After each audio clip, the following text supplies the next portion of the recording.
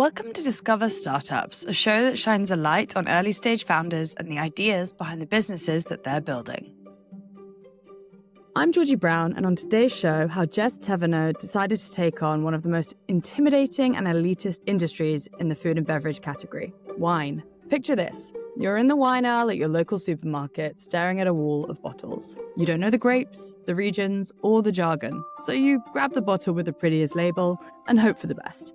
For Jess, that frustration wasn't just a passing moment. It became the spark for Theodora, a fresh approach to helping people feel confident in the wine aisle. Jess, thank you so much for coming on the show. Georgie, thank you so much for having me here. I'm so excited to be here. It is so great to have you here. I'm so glad that you could join today. I really, really appreciate you jumping on the call. For those people that are listening that don't know you yet, could you tell me a bit more about who you are and what Theodora is all about? Yeah, so I'm Jess, and I'm the type of friend who loves to bring people together. I love when my friends are friends, and honestly, like my best times are with my people. Whether I'm catching up with my husband after a long day of work, whether I have a group of friends over for dinner, or whether I'm catching up with my best friend, having a deep chat on the couch. And all of those moments I realize tend to have a glass of wine in hand. Not because of the alcohol itself, but because of the space it creates and the space it tends to be a part of. But wine is a really ironic product. It's there when you feel most connected, but it also happens to be there when you feel most excluded. I used to go to the wine aisle and I would look at this wall of wines, just as you mentioned, so overwhelmed and intimidated. And I always felt like I was doing it wrong. I had one question in mind, and it was only going to be, will I like this wine? And I could not seem to answer it. As a wine founder, it might be surprising to you, but I don't care about wine. I never wanted to be a sommelier. I didn't want to learn about the jargon or the barrels or anything. I just wanted somebody that I could trust to pick a wine for me. And that's literally the philosophy behind Theodora. Theodora gives personalized wine recommendations based off of where you shop and what you like, because I really believe that you shouldn't need to know anything about wine to find a wine you love. And that's really what Theodora is all about, making it easy for you to find wine you like and branch out from your go-tos so that you can focus on what wine is really about, feeling connected. Well, firstly, Jess, thank you so much for that lovely introduction to help us understand a bit more about Theodora and what you're building. I think when we first chatted a few weeks ago, I came across your product on TikTok and I was like, this is genius. This is something that I have felt such a problem for. I mentioned it to a few friends. They'd felt the same problem. So it's definitely an area that I think will resonate with a lot of people listening. And what a great space to go into, wine tech. It's such an interesting niche. I'd love to know a bit more about your journey before you founded Theodora. Is your background in the world of wine or is this a new venture for you? I'm so happy to hear that, because honestly, I do feel like sometimes when you're a founder, you're building and you're like, am I crazy? Will this resonate with anyone? So it's so great to hear that it resonates. And my background comes nothing from the world of wine. I always liked wine. It was always my beverage of choice. It was like what I would drink when I was out or whatever it may be. But I actually come from a startup background. I always loved startups. We have that passion in common.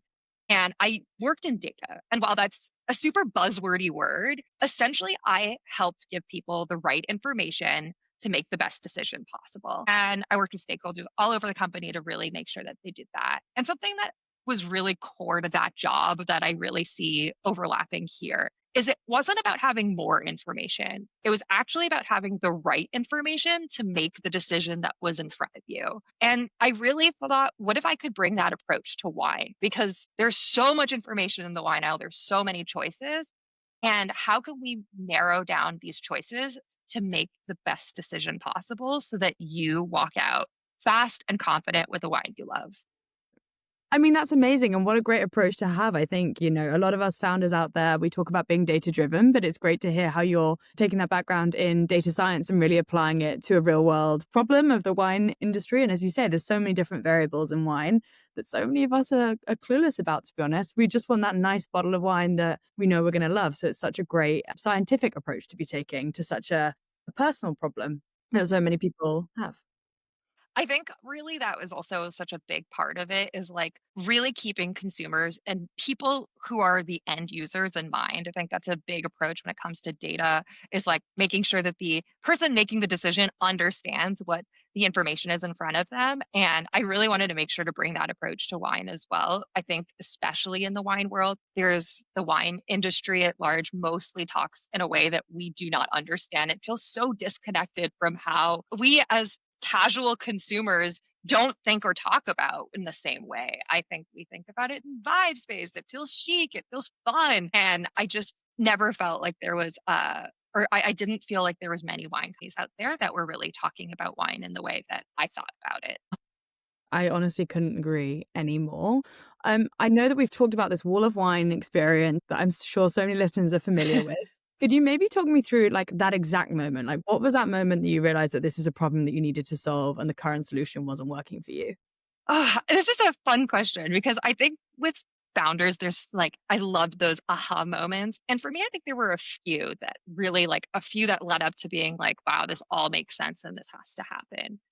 I remember being in the wine aisle and I needed to pick up a bottle of wine for dinner on my way to a friend's place. And I was looking at this wall of wines. I couldn't find a wine that I usually go for. And I thought, why am I not getting better at this? It's been 10 years of going to the same dreaded wine aisle in many different forms. I've lived in a few different cities, whether it's Montreal, I've lived in London.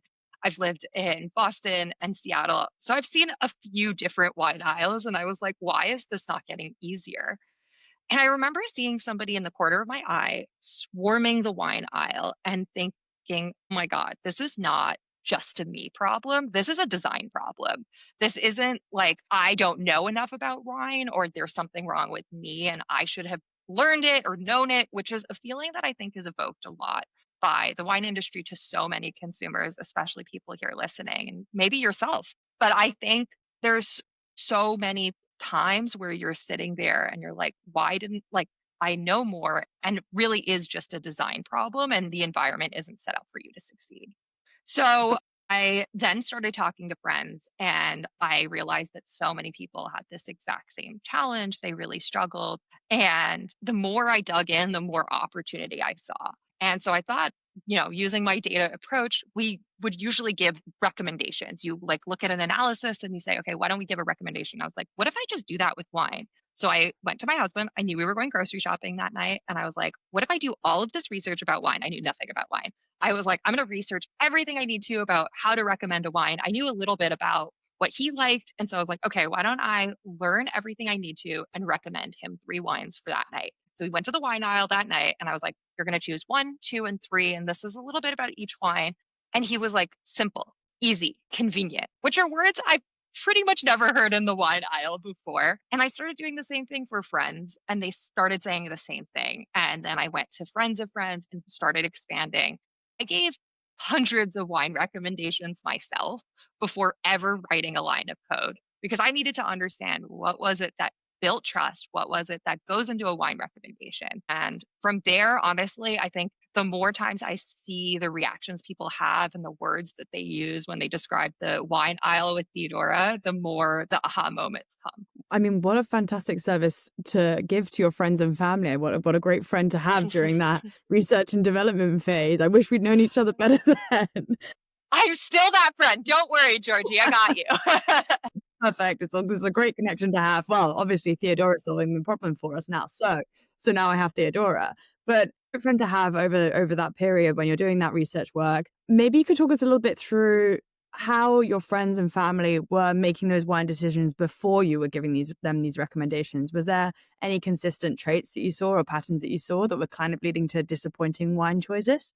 Yeah, I think the majority of people I've talked to don't necessarily learn everything about wine because I think wine education itself isn't necessarily palatable and desired by so many people. And I don't think that's on anybody. I think that's a design problem. So you're going to this wall of wines and you're trying to find some sort of understanding based off of whatever little information is on the label. And as you mentioned in the intro, going by a pretty label is pretty much most of what we have because the labels don't necessarily tell you the grapes. In France, they actually go by region, and you're expected to know what grape that is based off of the region. And they're all in different languages. So you're learning French and Spanish and Italian and all of these just to pick a bottle of wine. And so I think there's the design of having people there that work in a store and while there's some people that are really great, and depending on the store that you're in, they know varying levels about wine. And the story I've heard multiple times is that they don't necessarily respect your budget. So you're standing there and you're asking, hey, like I'm looking for a $20 red wine. And they sometimes ask, what do you like? And you're like, oh gosh, please don't ask me that question. I don't know. And if you do know, then they point you to a $30 bottle of wine. And then you're in this awkward situation where you're like, well, now I feel either pressured to buy this $30 bottle of wine when I really just wanted to spend $20. Or you say no and you just feel more alone than you were when you first walked in. And I think that that just leads to people walking out of the wine aisle and wanting to get out of there fast and not feeling confident and sure about the decision that they're making. And we live in a world where we have so much information. I'm not a dentist, but I can analyze 7 different toothbrushes. But for some reason, I can't buy a bottle of wine without knowing anything about it and just hoping for the best. And I think we deserve better than hope. I think at Theodora, a philosophy we have and a philosophy I have is it should be as easy to buy wine as it is to buy coffee. I couldn't agree more. And I think with the coffee side of things, yeah, I walk into a shop, I know what I want, I know what I like, it's there. It's very easy to find variations on that. But with wine, I think the language piece that you mentioned is so key in that as well, and the ways different regions approach bottling, labeling, and describing their wine. One thing that's come up a couple of times in our conversation so far is that it feels like a bit of a design issue, not just of the bottles themselves, but of the store layout and maybe how people are having that in-person experience with that wall of wine. Why do you feel that stores aren't doing more to help people discover these new products? Yeah, it's a really good question. So I did eventually go into I took a wine education course because I wanted to not only learn about wine in order to recommend wine, but I also wanted to understand how wine education was being taught. And something that really struck me and that might surprise people is that there's very little about how to recommend a bottle of wine. There's a lot about learning the technical aspects. It's almost like an academic pursuit of like the grapes and the region. There's blind tasting, if anyone's watched Drops of God. There's the people who are there. And I don't know about you, but I'm never in those situations where I'm like, you need to pick this one. You need to tell me exactly what grape this is. Never. Yeah, never been in that. It's not practical. And as much as I respect it as a pursuit, I just think it's so not the reality of my day to day. And I think there's a difference between good wine and a good wine for you. It's so important to know that, like, in wine education, there's so much about like wine being good and that these are the quality indicators. But nothing is about whether you, Georgie, or you as the listener, whoever is here listening, are going to like it. And that's so important to when you're purchasing a bottle of wine and understanding your own palate. And I realized all of the times I've talked to customers, I also have this is there is a desire for some self-understanding when it comes to your own palate and understanding why is it that I like the way I like. And why is it that I don't like this wine? And what does that mean about what I should avoid next? Not in like a super technical term, but just in a very practical, how can this help me? And what is it that I could understand about myself? You take these little BuzzFeed quizzes that like totally age me. I'm such a millennial, but there's so many of these little quizzes you do online and you're like, what does this say about me? I think it's like a real craving to self-understand. I love the way you put that about, good wine and good wine for you, because what instantly popped into my head is not the argument, but maybe the conversations that happen around like sweet and dry in the white and rosé space. For me personally, I'm much more of a dry fan for white and rosés, and I know that, and that's my preference. But I have lots of people that I know that way prefer a sweet wine, which for me personally, I wouldn't want to touch. Like it's not my palate. And I think there can be a lot of, I'll put my hands up and say, like snobbery between the dry wine and the sweet wine communities around like what's better. And it doesn't mean that one is better. Like there is no this is better or this isn't better just because one's got a higher sugar content. It's that people like sweeter wine and people like drier wine. And I think that what you just put is such a beautiful way to establish that and to understand that just because you like sweet wine doesn't mean you're wrong. It's just how do we find more that you like? I think it's a really, really gorgeous way to put it. I think it's so important to respect each other's palates. And I also think so much of the wine industry, either implicitly or not, has told so many people that their wine palate isn't valid. And I really believe that like you already have great taste. You may not have the vocabulary or the jargon to describe it, but that doesn't mean that you don't already have what it takes to buy a bottle of wine and find a wine you love. Totally. I mean, I think the way that you put it is just really like really beautiful. And I think it's definitely something that a lot of people, no matter what their palate is, will be able to resonate with. So I think great work from you guys on that. You also briefly touched there on the jargon within the wine industry. And I think when we were chatting prior to this call, we discussed how the wine industry leans quite heavily on jargons. You've got, vintages, your grape varieties, your barrel types, all things that I've learned about researching for today, but didn't know much about before. These are terms that most people don't really understand. I guess my question to you is, why do you think the wine industry continues to communicate in a way that feels so alienating to these everyday drinkers? This one is personal to me. I really feel so passionate about it.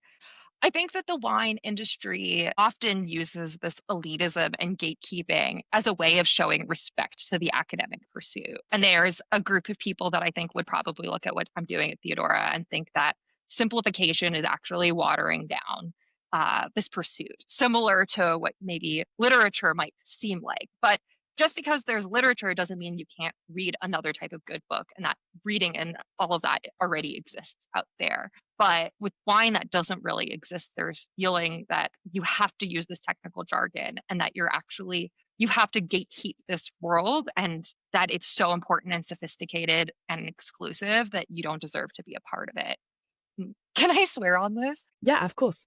Fuck that. Like, honestly, what in the world? Like, how in the world? Like, I think there's this big notion in the wine industry that if you shame somebody into not liking their own palate, saying that the wine that they like isn't worth something that they should be liking, that they're liking the wrong wines, that they're drinking the wrong things, that's going to trigger a change, that they're going to suddenly be interested. But I really believe this quote so wholeheartedly, that you can't shame your way into change, that you have to love yourself into evolution. And I think it works in a self-growth way. I was always very hard on myself, and I'm learning that self-love and self-compassion is best. But I also think it really applies in a wine industry, where I think if you create a space of openness and psychological safety, and a space where we feel like we are welcome, that we belong, and that we deserve to be there just as much as anybody else, that we can create a space where people feel safe enough to ask the questions, and and I think we've all been burned by being in a space where they say it was accessible and say it was comfortable, and then been thrown a question or been told that we were doing it wrong. And I really want Theodora to be that space for people, because I really just so wholeheartedly believe that every person who walks in the wine aisle deserves to be there, no more than the person next to them. I think what you guys are doing is really tackling that elitism head on in a really, really nice and beginner friendly way. And I think what you were just saying there about the academic side of wine, it's obviously valid. Like, everyone's entitled to study these things to that high level, and that's fantastic and good for the people that do. But it doesn't feel like there's much in the way of education for beginners out there. It feels like that starter level has really been skipped. I guess it'd be great to get your perspective on what impact that has on people that are trying to get into wine but don't really know where to start. Yeah. One thing I will say is, like, it's not even just about necessarily having a starter level of wine, but I think the challenge I see in the wine education space sometimes is actually a more like practical and actionable way. I think that learning about grapes and learning about regions and learning about what you like and the body and all of that could be really helpful, but I think it's not necessarily, especially at a starter level, as actionable as people might want it to be, right? You are like, okay, now I understand what a body means, but how does that help me in the wine aisle? How does that help me? Like, there's that missing next step of like, what do I do next? And how does that help me in picking wine? There's very little about, or from my experience and from what I saw, there's very little about like, how do I get better at going into a wine aisle, figuring out a wine for me? And I just think there's such a disconnect between how a lot of consumers think about wine and how the wine industry talks about wine. I think when there's a chasm of like even language we're using and ways that we're communicating to one another, I think it becomes really, really difficult to have people you trust in the wine aisle that can really have your back and who really has you in helping you make the best decision and guide you in making that best decision. It makes total sense. And I think what you're saying around the topic of that entryway into wine is so true. I think a lot of people that might be looking to start getting into wine and learning more about it, they might go to a wine tasting, which is a fantastic experience, but it's all great learning about like the legs on the red wine and the barreling, but fundamentally all of that information is not on the back of the bottle. So how do you know if that thing that you tasted at the wine tasting is the same as what you're about to purchase? And the connecting of the dots that's really important in what you're doing right now. So looking more broadly at cultural shifts we're seeing in the world right now, a lot of younger people are approaching alcohol differently with less loyalty to traditional categories. How does that cultural shift make what you're building feel extra urgent right now? I think there's two parts to that. I think the first is I think on traditional categories, I think something that I feel so much, I think especially as a consumer, we're being marketed to so much. We're bombarded. And I think something that I really see, especially in traditional categories, is they're talking to us like it's like a formal like school assignment. And you're almost feeling like you're missing the human element of how we talk to people and the language we're using. I really feel like that is so important, especially in a category so traditional like wine, where I feel like there are very few companies that are speaking to me the way I think about wine and the way that I think about wine. And I think that on there are so many studies about whether Gen Z is drinking less or not, or whether people are drinking less alcohol or not. I actually don't see it as a deterrent because I think that means that when you pick a bottle of wine, you want to pick it with more intention. Instead of having 3 bottles a week, maybe, or if you're having 1 bottle a week, you want that bottle to be extra special. It's your time off, and that deserves to be good. That deserves to be exactly what you want it to be. And so that intentionality of what it is that bottle you're buying is so important. I think also wine is expensive and times are really tough right now and it's a luxury category. So you want it to be something that you're going to like and that you're going to spend with a little bit more information and intention. It's great that Theodora is going to be able to support people, obviously over 21, when I say young people, in the States, to be able to be more thoughtful about their wine purchases, which is fantastic. I guess now is probably a good time for us to get into a little bit more about how Theodora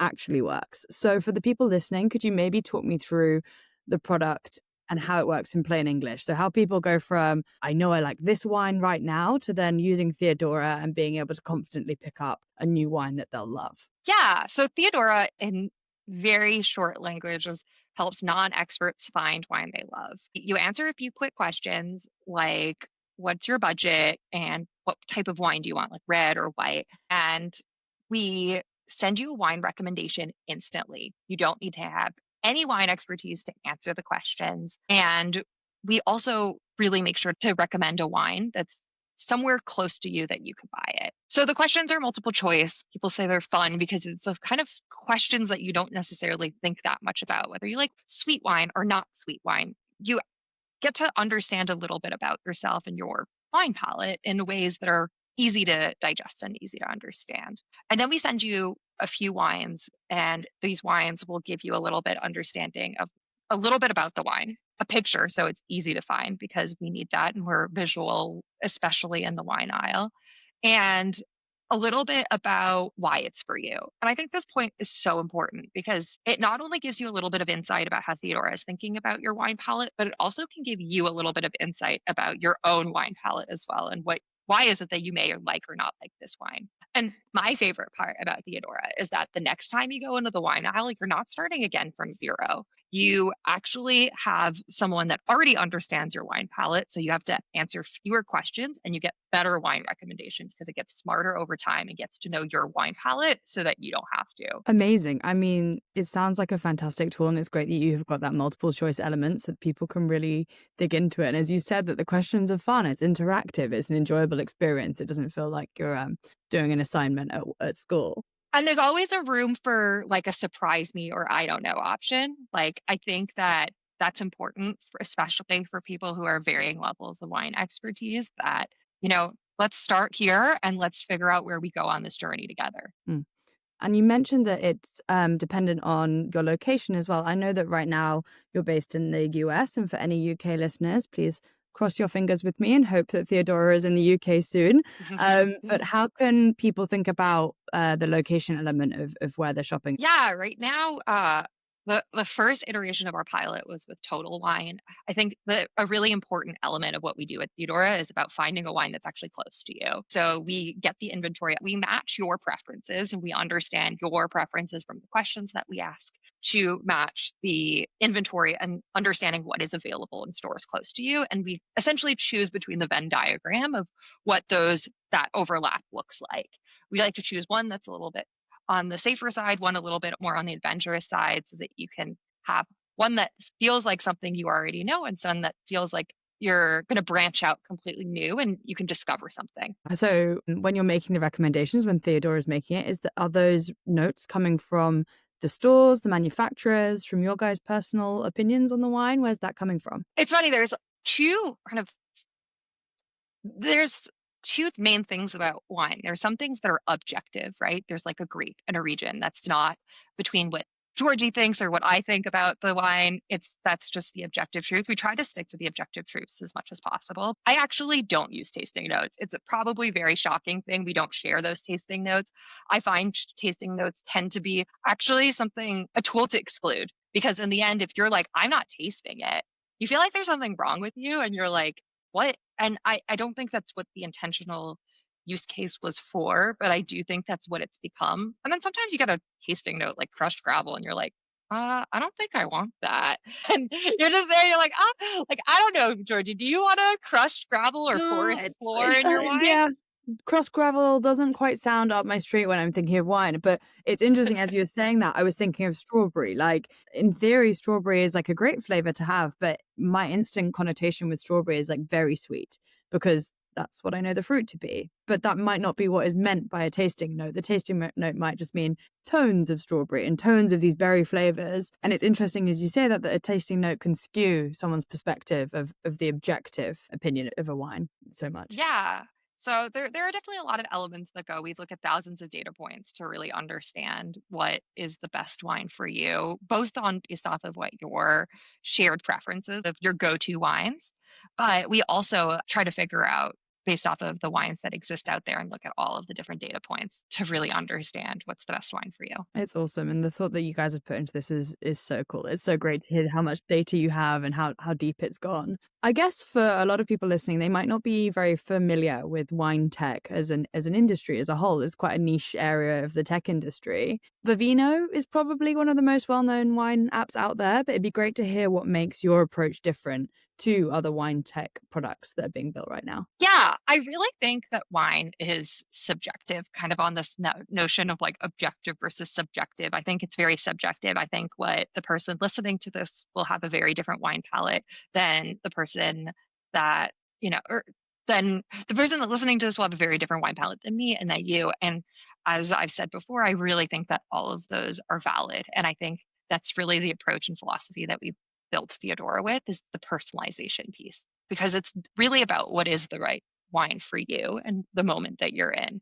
And so there's other products that are out there that are really helpful to tell you the type of information that's out there about wine. And there's popular opinions about what wine is, what this wine tastes like, or what other people think of this wine, but it doesn't tell you what you like. And I think that another really important aspect of it is also about where you're shopping and how you're shopping. I think that a lot of people, I don't know about you, but I tend to buy wine in person. Do Oh, you? all the time. I think the only time I've ever bought wine online was when I had to do a huge order of wine for a hen party or a bachelorette, if we're using American terms. And that was Yeah. purely because of the volume of what I needed to order. But when in that scenario, I only ordered what I already knew I liked because I knew that, to be honest, I didn't want to click for too long. Yeah, absolutely. I think that's so important. I also think that shipping costs are expensive. It Oh, adds the price a lot, and it's really difficult. And I think a lot of companies out there have tried to make that process simpler, and that's great for the wine enthusiasts who love to buy wine online. But I think a lot of people that, especially our Theodora customers, like to buy wine in person, and we really center that at the center of the experience as well. So when you're in a wine aisle, I used to do this where I would scan a million one bottles trying to find one that I was going to like, rather than having something, that a tool and a guide that was really going to help me while I was in the wine aisle and make it easier for me where I was and the way I was shopping. And we really think about you at the center of the entire experience and what it's like to feel like you just want to get out of the wine aisle fast and confident. It's such a cool product. I'm so glad we're chatting through it all today. This is so fun. For the people that are listening that are like, this is awesome. What does a first time experience of Theodora look like when you first get into the product? Is it an app? Is it a website? How do people use it? Yeah, so we are launching our app in November, which is so exciting. It's been really, really awesome to develop it from, recommending my husband a wine and taking 6 hours to instantly giving recommendations via an app, and to see that evolution. So we're releasing our app in November. If you're US based, you could sign up for the waitlist. And essentially, you get onto this app and you answer the few quick questions and you kind of set up your profile and preferences. You could get a wine recommended right away for you. And you not only are able to get the wines that are recommended to you, but then you also have a page where you could see other wines that have been recommended to you so that you can have an easy access to understand your own wine palette of wines that have been recommended to you, wines that you've really liked and that you want to try, and to have just like your wine profile in one space so that every time you're going to the wine aisle, or whether you're even in a restaurant or whatever it may be, you have all of the wines that you love at the tip of your finger. You know what? That restaurant use case is not something I'd really thought of. And that's such a good point. The amount of times that you go to a restaurant and you're, well, for me at least, I'm like, well, I think someone once told me never to order the second cheapest wine on a menu because it's often the cheapest one wholesale. Because most people go to a restaurant, they're like, I'm going to treat myself. I'm not going to buy the cheapest. I'm going to buy the second cheapest. So often it's, from a restaurant perspective, not the best. Anyway, that was a little tidbit for I that. mean, no, but I think actually, can I pause there? Because I think that Absolutely. there's something so important to talk about the theatrics of the interaction at a restaurant. Like, Mm. in what world have we normalized that this is the way that we all should ritualize and behave trying wine? There's this person who's staring at you and who like knows a lot about wine and is like, here, you're going to try this like a little tidbit. And everyone is there watching you. And you're like, oh my God, am I doing this right? I don't know what I'm supposed to be tasting. Can I even send it back if I don't like it? And that most of the time, you're not even thinking about whether you could send it back. You're just like, oh my God, please have this entire theatrics end. And you're like, what am Yeah, I looking for? And why is this person staring at me? Like, can we like make a vote to like end that whole thing, or like have happily. somebody walk away from the table? Like, I don't know. Why do we still do that? It's such a little dance, isn't it? And then it's like the bigger the table, the more pressure. And then it's also that like cost element where you're like, oh, I want to branch out, but how much do I branch out? Because it's the group and the group dynamic. And if there's 6 of us, we're only going to have a small glass of wine anyway. If we're splitting, it is such a dance. And I couldn't agree more. It's like my least favorite thing about going out to eat is the wine dance with the waiter or the waitress. Yeah, honestly, like the more I've been in wine, the more from a psychological perspective, I'm just constantly fascinated. I think there's so many layers to it, whether it's like social expectation and stigma. Like you go over to a friend's place and the expectation is that you bring over a bottle of wine. But how do you learn about all of this wine knowledge that you're supposed to have to pick this wine with this person in mind? And I think like another thing that comes to mind, especially when it comes to like actually the wine industry and how they recommend wine, I think so many times people recommend wines from what they like rather than what you like. I think it's so easy, like that's the art of a beautiful gift giver, is one that is really selective and detailed about what is the wine that you're going to like, what is something that you're going to enjoy. And I Mm. just think that that is missing from the wine category as a whole. 100%. It's always that pressure of like, oh, I know what I like, but do they like a sweet wine? Are they a red or a white person? Oh, and for anyone who's listening on this call, now that I learned all of my the friends' wine preferences, I've learned I've been gift giving completely wrong my entire life. I and I don't think it's on anybody to like. I think people are struggling to understand their own wine palates, let alone somebody Mm. else's. So I want to make sure that it's clear that I don't put that responsibility on everyday consumers as much as I put it on as much as I would like to have seen it from wine experts and people Mm. that work in the wine industry. And that space when it comes to gifting is that's really when that branding element comes through. And, I like, if we think of a rosé, if everyone was asked to think of like a rosé that was really famous at the moment, there are two that come to mind for me. One being Whispering Angel, which from a PR perspective has gone bananas in the last few years. And the second one, maybe not as popular in the US, but in the UK, any listeners probably know what chicken wine rosé is. It's not called chicken wine. It's got a chicken on the bottle. It's gone really viral. There's a t-shirts with like I love chicken wine on it. You love chicken wine. It's great. I couldn't tell you what the actual bottle's called. I couldn't tell you the grape. I couldn't tell you the vineyard. I couldn't tell you where it's grown. But I think that branding element comes in so strongly, and you're like, oh, well, I'll get a Chateau Neuf to Pap because they like red wine and I need to gift them something fancy. So that makes sense. But do we know what goes into that? Do we know what the flavor profile's like? There's so many pieces of it that I think what you're building is going to solve so many problems for so many people. Also, such an interesting element is that there's like a social, like, there's almost also social communication that happens through gifting wine that is like often unsaid. Like, oh, like if I give you chicken wine, it has a different price connotation than if I give you Whispering Angel, or like I'm going to go into the champagne aisle because I think that's another one that's done great with marketing in terms of making selection easy. But like everyone knows what like a Moet, or like we're going to, go real bougie and say like, we're going to give you Dom Perignon, like everyone, it's a social signaling more actually so than it may be about whether that wine is something that they think you'll enjoy. And I think that that's also such an interesting element when it comes to wine, of that type of underlying social expectation or social communication of like, oh, like if I buy somebody a $10 bottle of wine or whatever it may be, what does that say? Is that like enough? Am I like showing up?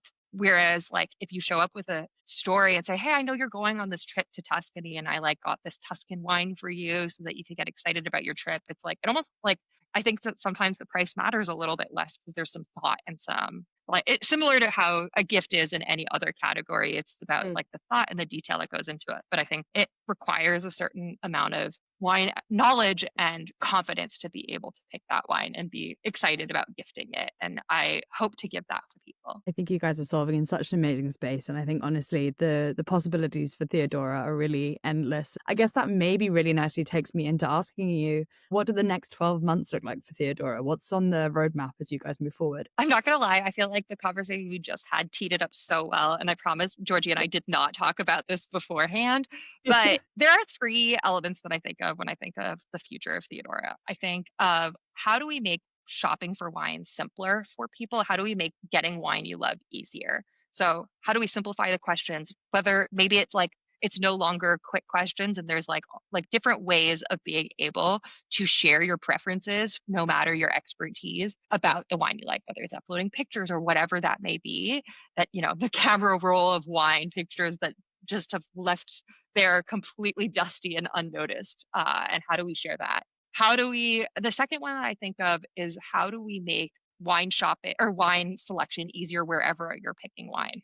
That's part of it, is expanding to, the UK and different stores, but it also means restaurants and other places, wine bars, where you're also choosing wine. How do we make Theodora your wine palate profile at the tip of your fingers, your wine best friend, per se, of like who knows your palate so you don't have to, and who can help you wherever you are. Another thing that a lot of people have asked is like a Spotify wrapped version of like your wine palette, so that, and as a data person, I nerd out on this, but like being able to share and understand your own wine palette and be able to learn a little bit more about yourself.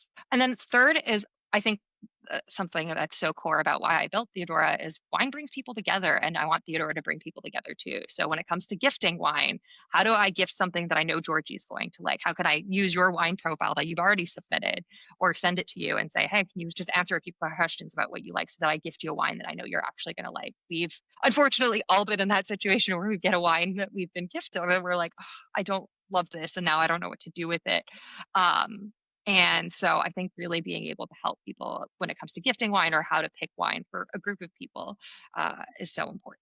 Yeah, it's a busy 12 months ahead for you guys, but I think the space you're building in is such an exciting area. There's so much innovation ahead of you to explore. And I think everyone listening will almost certainly be sat here looking forward to the next 12 months and what you guys are going to be bringing to the table. One final question before we go into where people can find you, something that just popped into my head, but where did the name come from? Theodora. Now you're called Jess. Your name's not Theodora. Where did the name Theodora come from? Tell us a little bit more about that. I definitely knew I wanted it to be a person because I do think that wine is so unapproachable as a category that I thought if you had a person's name that you can phonetically pronounce, but also just like associate, and it's like Theo knows you. We call her Theo a lot. You'll hear me on my socials call her Theo all the time. Theo has got my back so that I don't have to, so that I don't have to learn everything about wine. Like Theo knows your palate. And so I really wanted it to be a person. And so I started looking up like historically just different like names and history. I was like, okay, where can I go with this? And I learned about Theodora. She was the Empress of Rome, and she was a huge trailblazer for women. Women are predominantly Theodora users. They are also wine drinkers. Often not. I cannot think of a girls' night without a bottle of wine at the middle of a yap sesh. And I think that that's so important. So I thought when she was a trailblazer for women's rights, I was like, done and done. Amazing. What a great person to have as like the forefront and having such a strong female character leading on Theodora. I think, as you just said, having that person in your pocket as your best friend that's going to help you out so that you bring the right thing to those wine and yap nights is such a great name to land on for the brand. I think it's fantastic.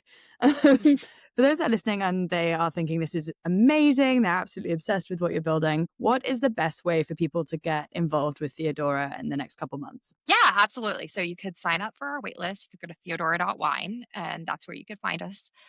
You could also follow us on socials. We're Theodora HQ on TikTok and on Instagram. And even if you may not be in the US, I really highly recommend following along because I really think that the wine industry has been gatekept for so long, and I'm really building with the philosophy of asking questions and getting your feedback at every step of the way. Georgie, you follow me on TikTok. I'm constantly asking what people think, and I really, really build with the philosophy of building it for you. And I think that in order to do that, I need to build alongside you, and I need to get your input. And I ask questions all the time. I always want to know what you think. So follow along, and I want to hear from you how we can make Theodora better, how we can make the world of wine better for us. So definitely follow along on our socials and visit us at theodora.wine. Well, I'll make sure to link everything in the show notes so that everyone can access your socials, your website as easily as possible. Jess, thank you so much for taking the time to take us through everything to do with Theodora. Finally, to end each episode, we've been asking every founder to recommend another startup that they admire, either one that they're connected with or one that they've just come across they think is great, because we believe that a rising tide lifts all ships. So is there a startup out there that you want to give a shout out to that you could also tell us a little bit more about? Yeah, absolutely. I am obsessed with Sleep or Die. They're a mouth tape, sleep tape brand, and it helps with better sleep. I've actually know the founder, Lauren. Her branding is so good. Talk about like messaging that really is able to not only cut through what feels like traditional marketing speak, but just is able to talk to us the way we talk. And she does such a great job. She actually helps with Theodora's messaging quite a bit. She's really awesome. And I think she's a great person for you all to hear from. But I also think that it's just a really, really great use case of product is so important for us to sleep better, and also just a company that has been able to communicate so effectively of how important it is for us to sleep. Fantastic. I mean, we'll definitely be reaching out to them and hopefully we'll be able to get them on the show so that we can hear all about their business too. Jess, thank you so much for your time today. I really appreciate it. I think Theodora is such an exciting product and I can't wait to see the journey that you guys are all going on in the next few years. So thank you so much again for coming on the show. Thank you so much, Georgie. This was so much fun. I'm so glad. And I can't wait to have a glass of wine with you one day. 100%. In real life, it's going to be fantastic. I'm looking forward to it. Me too. If you enjoyed that episode, you can support Jess and what she's building by checking out the links in the show notes, following her on social media, and sharing this episode with a fellow wine-loving friend. And if you like what we're bringing you from Discover Startups, I'd love if you could take a second to subscribe to our channel or sign up to our newsletter. That way you'll be the first to know when a new episode drops. That's all for now, but I'll be back soon with another founder, another story, and another startup for you to discover. I hope you all have a great day.